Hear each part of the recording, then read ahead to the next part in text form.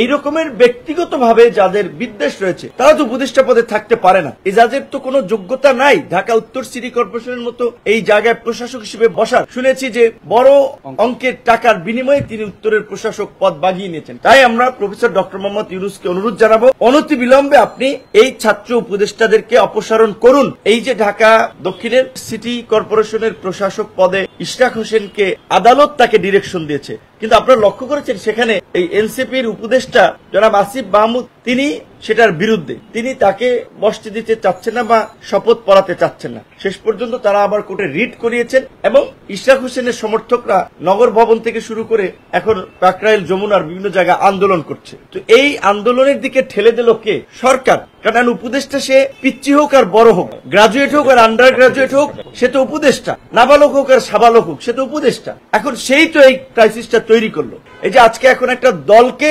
জনগণের মাঝে দেখানো হচ্ছে যে তারা জনদুর্ভোগ তৈরি করে মেয়র পদে বসতে কর্মসূচি পালন করছে। এই পরিস্থিতিটা তো সরকার এবং এই উপদেষ্টা তৈরি করলো। ওয়ালটন আবারও মিলিয়নিয়ার অফারে ওয়ালটন ফ্রিজ কিনে আপনিও হয়ে যেতে পারেন মিলিয়নিয়ার।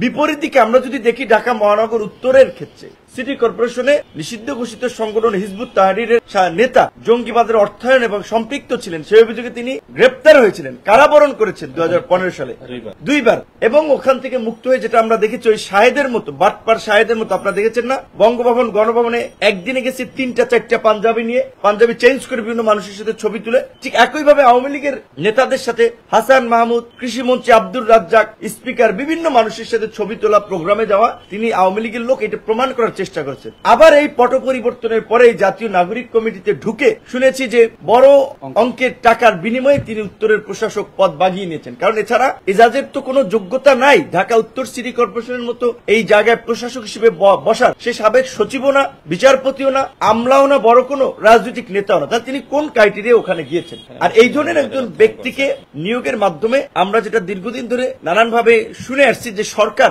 উগ্রপন্থীদেরকে পৃষ্ঠপোষকতা করছে, উগ্রপন্থীদেরকে স্পেস দিচ্ছে। তো এইটাই তো প্রমাণিত হয় তাহলে এজাজের নিয়োগের মাধ্যমে। তো এই জায়গা থেকে আমরা খুব উদ্বিগ্ন যে সরকার এরকম আরো বিভিন্ন পর্যায়ে এরকম উগ্রপন্থীদের এই নিষিদ্ধ কার্যক্রমের সাথে জড়িতদেরকে কোথায় কোথায় বসিয়েছে।